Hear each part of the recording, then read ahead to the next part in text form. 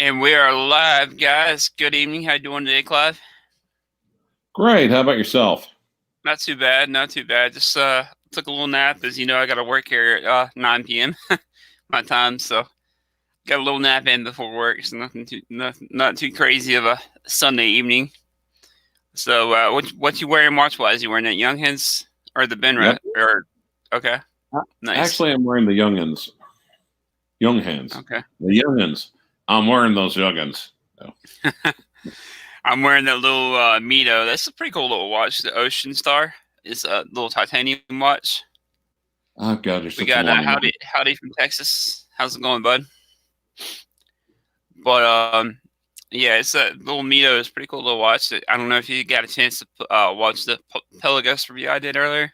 I did catch that. I thought it was an interesting review.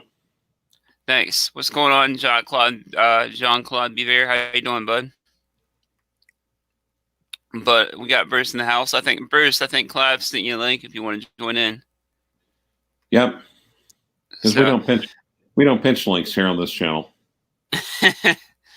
but tonight's topic, guys, is brands to look out for in 2021. Things that brands that we think are gonna do big things, or have already started to do big things, or are kind of on the uprise or upstart, I guess you could say. So I'll let you start, Clyde. What's a brand you think people should look out for this year? Well, okay. Let's start with some obvious ones. Omega. Okay. Omega is doing very, very well. They're knocking it out of the park with this last year, especially with the James Bond, the Seamaster, No Time to Die, the tons of Speedmaster variants, and so far they're not making any dumb moves. Mm-hmm. So, and they're actually making them available too, correct? Right. Like you can actually go to the 80 and buy, except for what is it? The Snoopy's the only one you can't really go and buy right now. The Snoopy and the 321, but I don't know if cranking them out is necessarily the best move. Yeah, I gotcha. Make them a little more hard to get. You think? Exactly.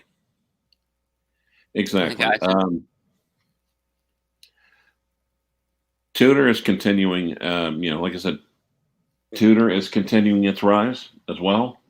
The 58 series. Mm-hmm. And I think they're going to probably revamp a couple more models and bring more attention to them. Okay.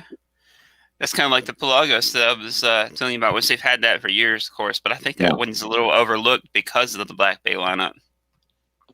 Yeah, but in a lot of ways, I like the dial of the Pelagos more than the Black Bay, because the snowflake hands make a lot more sense with the square indices.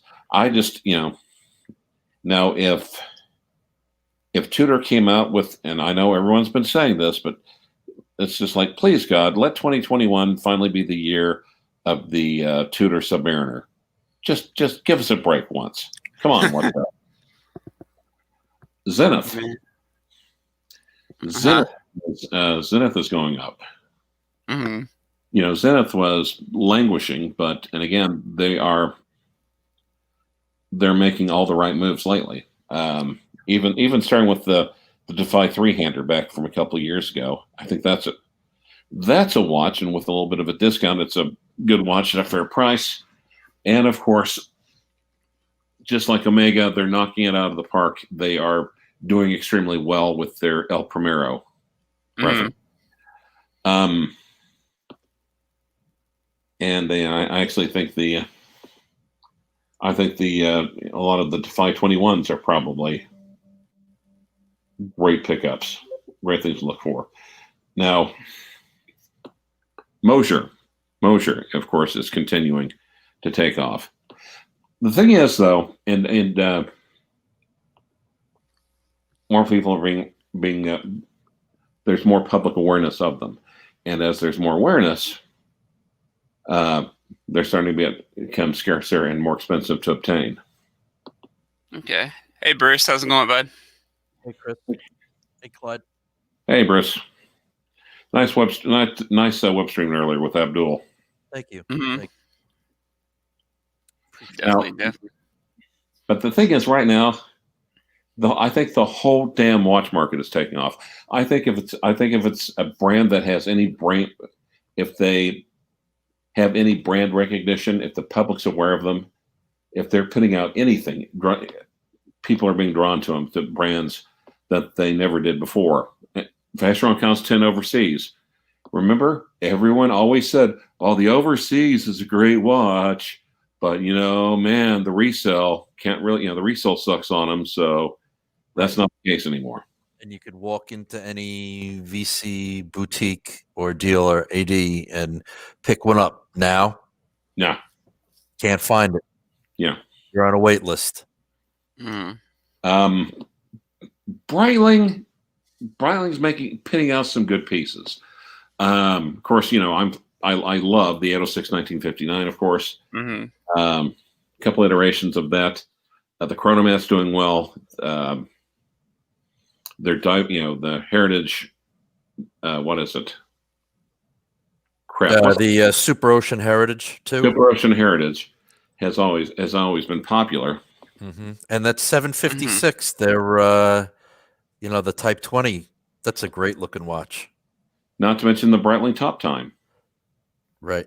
Okay. So, and the thing is, I think they're positioning them quite well. The trouble is, it's just like, are they gonna try to overproduce and devalue the value of the watches on the secondary market?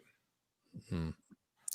It's going to be interesting to see what happens with Zenith because, like we said earlier, I think they hit it out of the park with this with the Chronomaster Sport, and it's going to be interesting to see if they can keep production up, or if they will keep it up, right? Yeah. Hopefully, they'll do the right thing and they won't be the typical cunty Swiss, but you never know. I don't see Zenith doing that, but you never know. Yeah. They are Swiss. You never know. The good thing I was thinking about earlier, if I do eventually, of course I can't swing one right now, but maybe another year or so, if I do eventually want to get one, I already have a history with the Zenith AD, so I should be able to put my name on a list. There you go. Yeah, pretty easy. I mean, if I had the funds right now, I would definitely go snap one up. And as I said before, I keep vacillating between the white dial and the black dial. I love the black dial, or the white dial. Excuse me. Sorry. Yeah, I mean, I look at it and I fall in love with the white dial, and then I look at it again and I like, oh wow, the black dial is really nice. The white dial looks more like a classic. Well, let's be honest, Daytona. Right.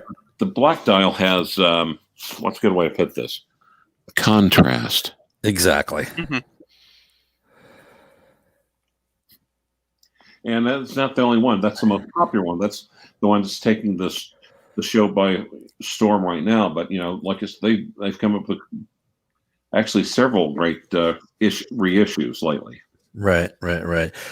Yeah, and Orange Hand is saying I saw that article. I didn't read it. But I mean, there have been rumors for a long time that Hillary really wore Smiths, and Norgay had the Rolex. Then I've read also that Hillary had both watches, and nobody's sure exactly which one he was wearing at the time. Some people say he was wearing the Rolex and was carrying the Smiths. Other people say he was wearing the Smiths and carrying the Rolex. Well, and the thing is, if I understand it right, now did they ever figure out which one actually got to the top first? Because I think the first was Norgay. Okay. Yeah. Although he didn't get the credit for it, but I always understand. Yeah. Okay. Well, I understood that they always kind of made it. There's a gentleman's agreement. We're not going to say it. We'll just say we did it. Right. But for sure, Norgay was wearing a Rolex.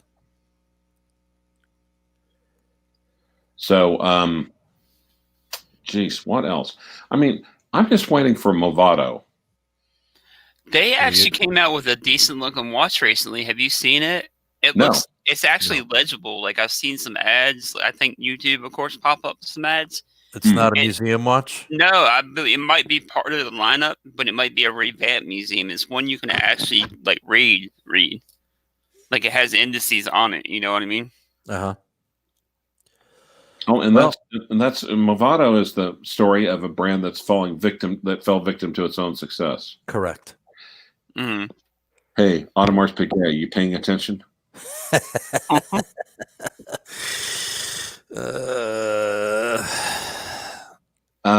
Then yeah. Okay. Let me also put it this way. Okay. I think if there's any watch out there that you have a solid interest in, do your research. Don't let freaking resale value don't let resale value deter you from doing it. Don't let that talk you out of what you really like. At this point, I think they're all freaking going up. Yeah, definitely. Thomas, what's up, my friend? How's it going, Thomas? What brands? Clyve has already mentioned a couple of the brands that I was going to mention. Zenith and Breitling. What brands do you think, Bruce, are going to be the ones to look out for in 2021? Well, the first two are Zenith and Breitling. I'm hoping Breguet does something. Oh God, how can I forget Breguet? Good point. Yeah. Talk about a company that needs to hit a home run like yesterday, right? Like Breitling and Zenith seem to have had. They need a shot in the arm. I wouldn't be surprised if we see something cool from Tag. Okay. Yeah. They put the new B02 chronograph in the body of the Monaco. It'll be interesting to see how that sells. Okay. I didn't know they did that. Yep. And I think the only place though to really look, of course, you know what I'm going to bring up is vintage. I think there is still some finds in vintage out there. And a serious interview with the head of watch auctions. I think it was at Phillips, one of the big boys. And that's one of the things he was talking about. He's vintage watches, and the thing he emphasized is condition. Right. Don't be a brand whore. In other words, unless you've got vast sums of money, if you try to go for a vintage Rolex, unless you just stumble across the deal of the century or the desperate or uneducated seller, you're going to get a crappy condition Rolex. It doesn't matter, steel gold or whatever, or one that's been molested. Yes, exactly. Where's Dr. BBC anyway? One of the things he said, even if it's a brand no one else has heard of or barely has heard of, that's faded out of existence, check out the condition. Look for the condition of the watch. And oversized vintage watches in good condition. I think they're the sweet spot. Now, when you're saying oversized in vintage, you're talking about normal size today, right? Like 41, 40. No. They didn't make fuck no, son. They didn't make dinner plates back then. Yeah. An oversized watch is from a vintage oversized watch is a 37 or a 38 mil. Okay. Yeah. Usually from what, like the 60s, 70s? 60s, yeah. Well, vintage actually goes all the way to actually the Roman Empire. Yeah. But that's where I think a lot of the good examples are. But there are good examples out there that predate it, and there are ones in the 70s. I think 70s watches are really good pickups. Yeah.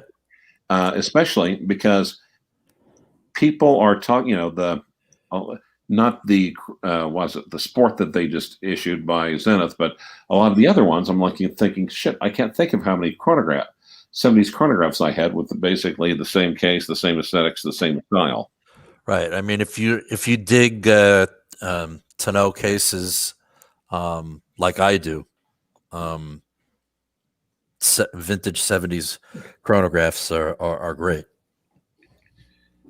Well, and I've had a lot of people say, "Hey, Clyde." Well, okay. You see, you know this. See if you know who this is an impersonation of. I don't know, Clyde. You read my watch lately? That's the doc. Yeah. And anything that starts with, well, I don't know, Clyve. Yeah, wah wah.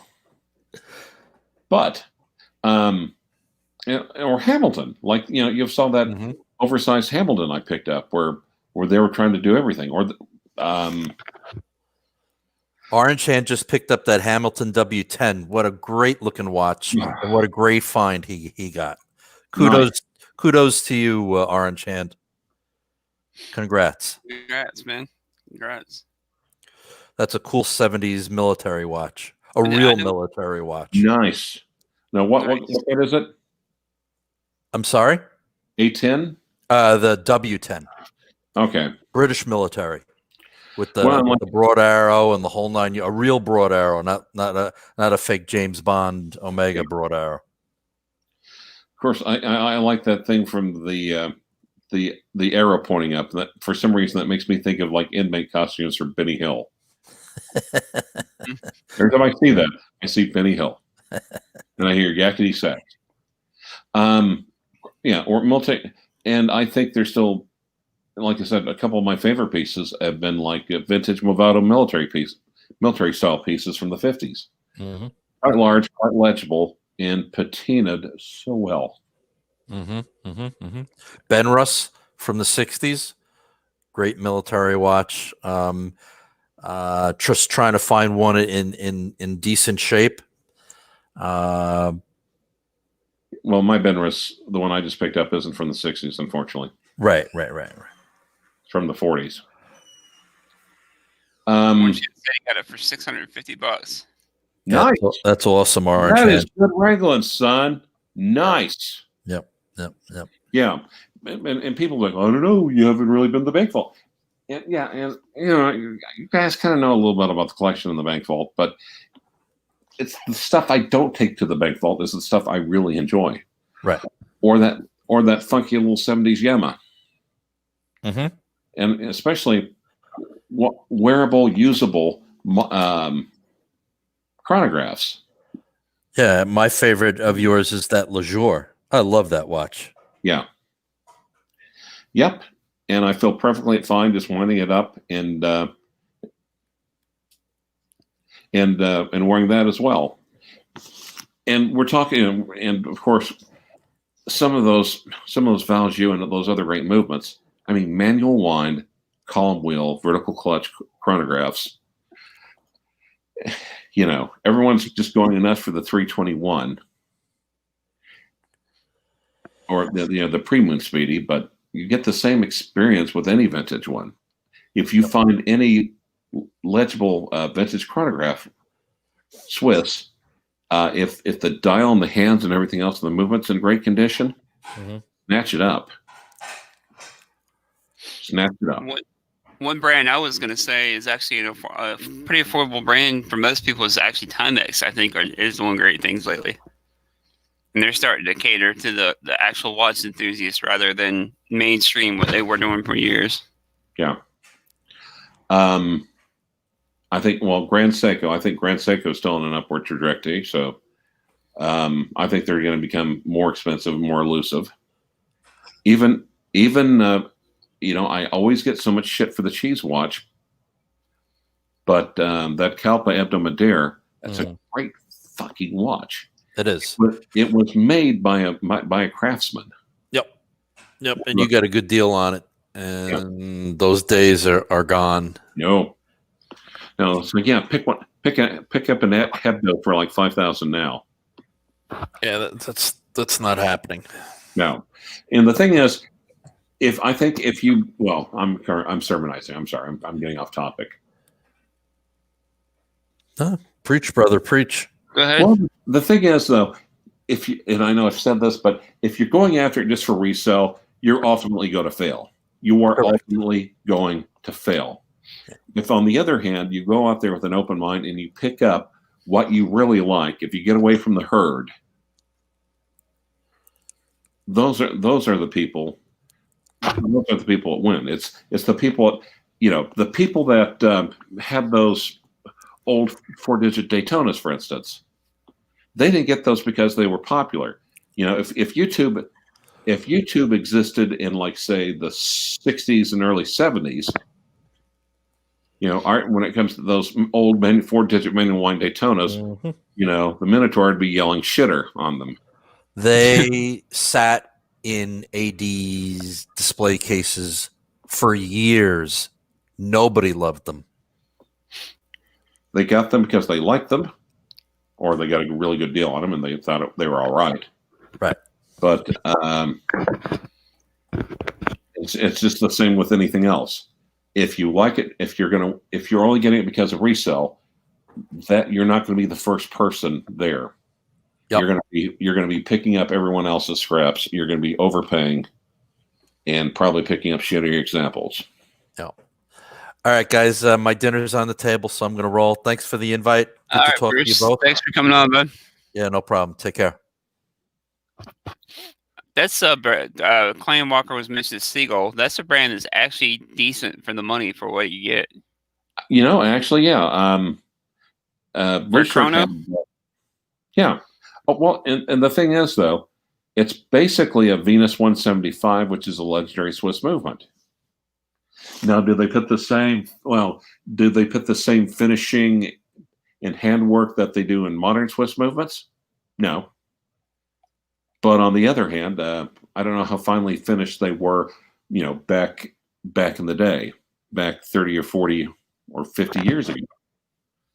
Yeah. That's why they have closed case specs on them, for Pete's sake. And if they're good enough for Air Force pilots, they got to be good enough for us, right?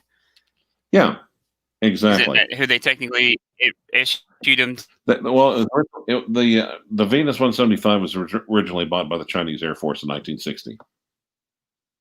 So that would be 60 years ago.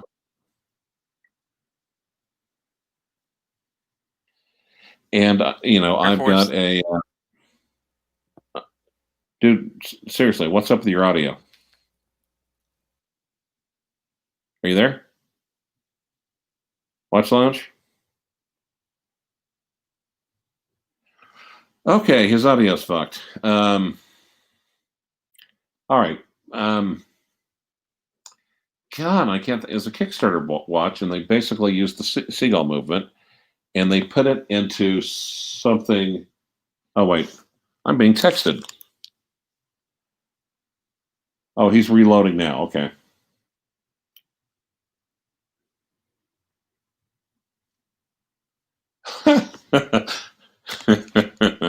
Well, the nice thing about doing this is that you guys, if you're watching this on a computer, zoom in and soak up the dial of this Young Hands. I'm going to do it myself and kind of ignore your comments, because I could just look at this dial all freaking day. And the J88 movement, of course, in-house, it's gorgeous enough. I think it deserves an exhibition case back, but you don't really want to do that to the watch. So, okay, we can still hear you, Rancher. Orange Hands. Well, that's why I kind of figured, because we're still broadcasting, and my Young Hands is vibrating when I talk. But thank you, I appreciate that. The sad truth is, and who knows, it might all collapse in a heap, but it ain't going to be this year. Okay, Watch Challenge, are you back? And he's gone again. Don't you love live internet? What was I thinking of? Okay. So, and guys, I know I'm overlooking brands here. Watch Lounge, say something. Guys, if you want to super chat so Watch Lounge could get... Oh.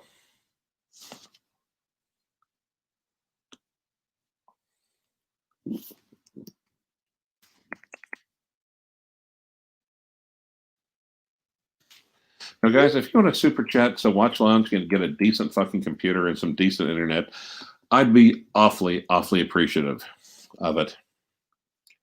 rooted router. Can you hear me now? Yes, I can. Okay, I don't know whether it was my computer was acting up or what the deal was there. Okay. It booted me out. I don't know why. Well, are you doing this on a smartphone? Are you still there? All right, Clam. Roar of the Tiger.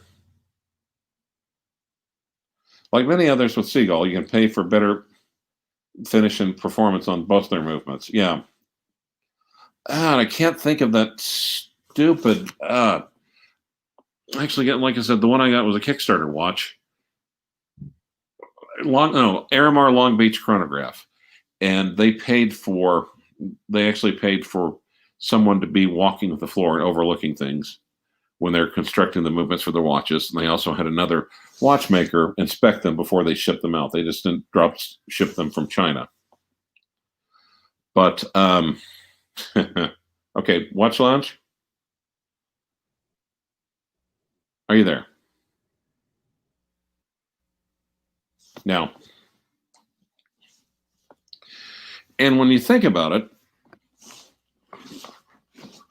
what's nice is that you could, in this case, on some of these cases, I mean, with some of these. Okay, I'm in there again. You might hear an echo though. My computer, I don't know what it is with the freaking.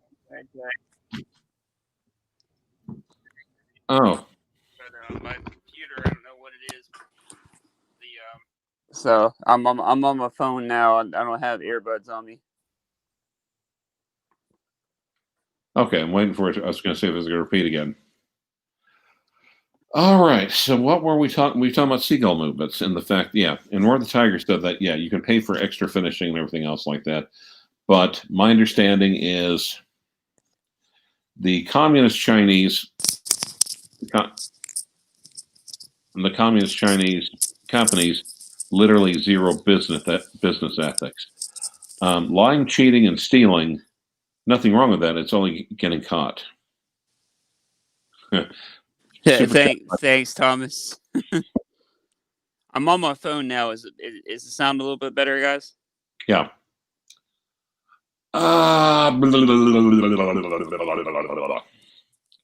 What the hell else was I thinking of? Anyway.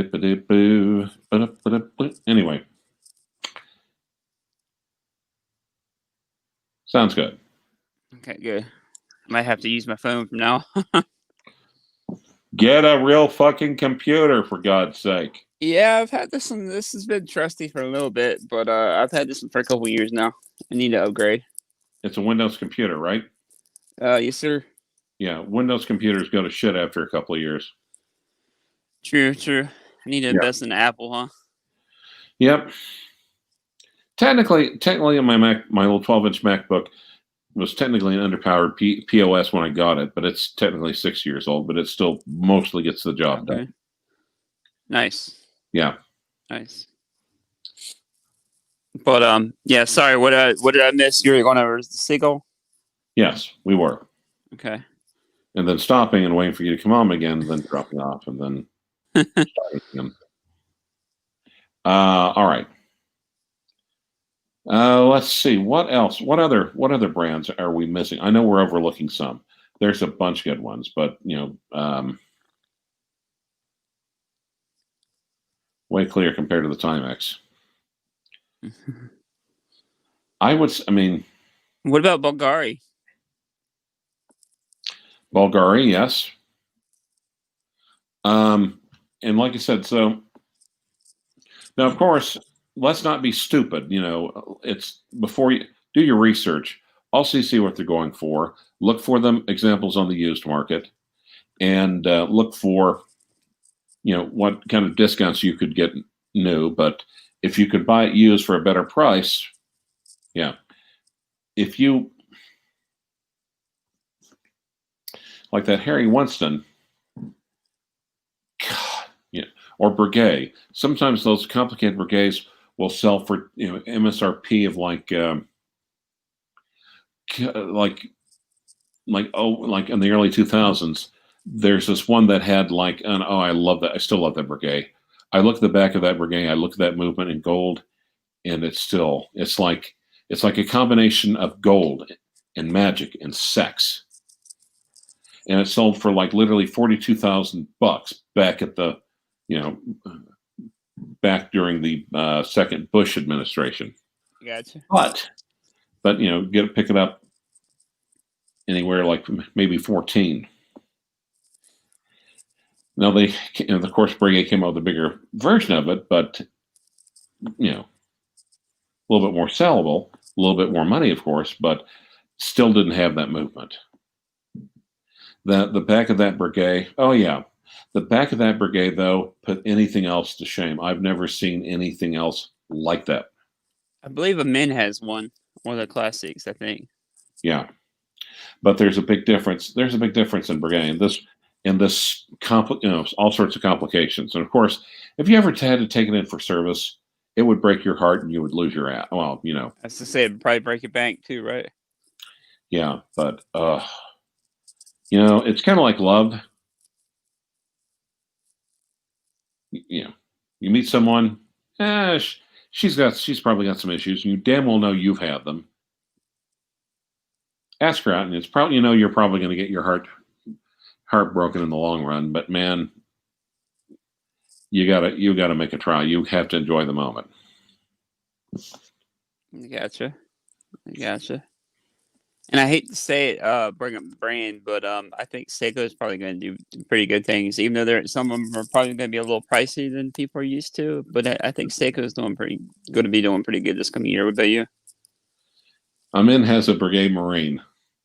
Dropping in the Vict.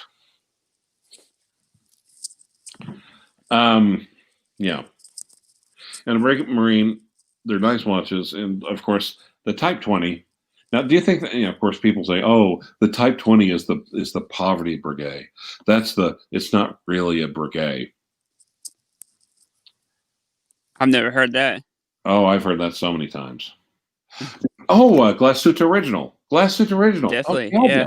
Fuck yes, yeah. That CQ is actually dethroned my want for the Blancpain. Like, I kind of want the CQ more than the Blancpain now. Yeah. Panamanic Lunar or Panamanic Reserve. Mm-hmm. God, those things were getting cheap. They were like going down to $6,000. And there's a couple of times I was looking at them, like biting my fingers and oh.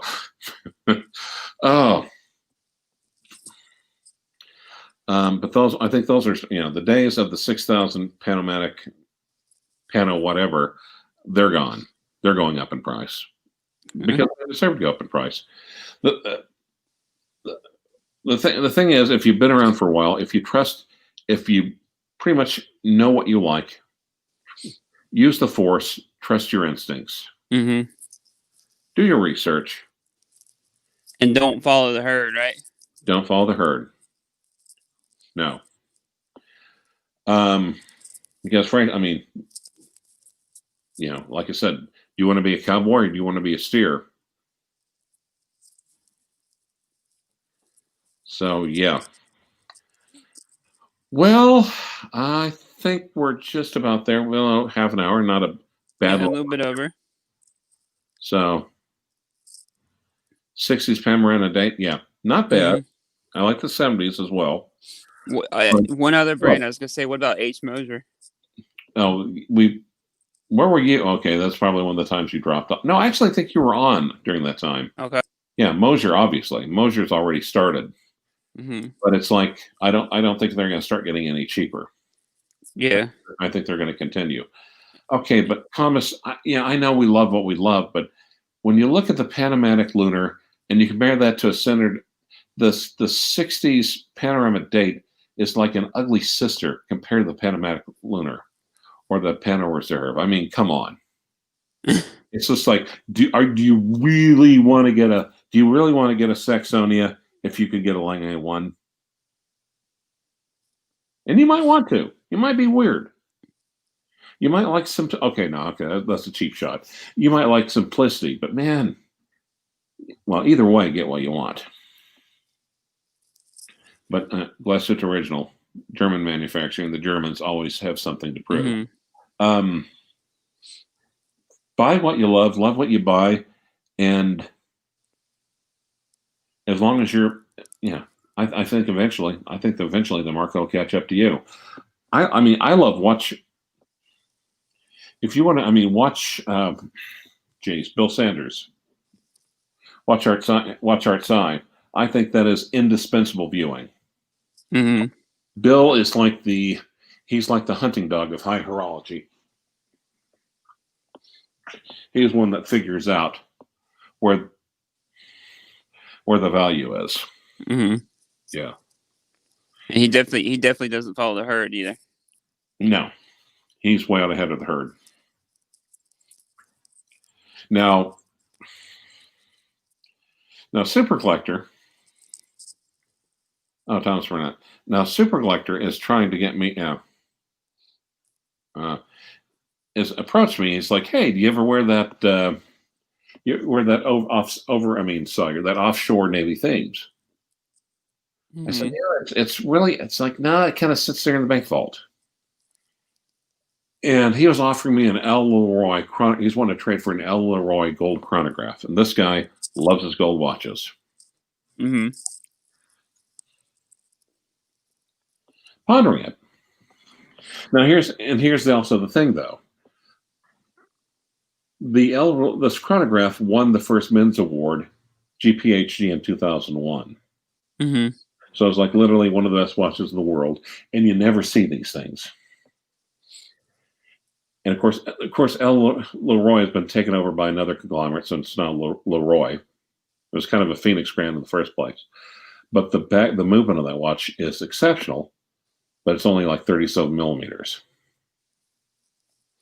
And I said, not bad. It's not a bad size though for a chronograph. Yeah. Well, it's got black and white. It's got a lot of good things for it, and it's probably wears a little bigger though, right? Yeah, a little bit, and also, just the fact that it's something you're not going to see. You look it up. It's kind of it's people talk about, oh, my Hulk or my Pepsi or my Daytona, and you pull them up on Chrono 24. And you see like, oh, how many are for sale in the United States? Oh, I don't know. Let's see, 437. Well, I've seen there's been somebody posting on Instagram. I think they're a reseller. They have like 30 or 40 Hulks that they post pictures of daily, like all together. I'm like, we know where all the Hulks went. Yep. Yeah, but they're rare. Yeah. But on the other hand, if you look up the 1530 or the 1630, the 1630 there's like 2 or 3, and the 1530 0. So, and that's, that also kind of makes it hard, because if you want to say, well, is this good value? What's it selling for? What's it being offered for? If none are being offered, or hardly any are being offered. So, and it's just love or money. There's so many things about the Leroy chronograph that I really like. It's something you'll probably never see. Yeah. And you say he's offering a trade for the AP? Yeah. I see. It's beauty. You bought it on that strap and then got the bracelet for it. You love that thing. You see, and that's, and here's the only other thing. Yeah. If I loved that Leroy, if I loved the front of it as much as I loved the back of it, I probably would pull the trigger, frankly. But I'm a sucker for a pretty face. And you interact with the dial most of all, and I love the dial.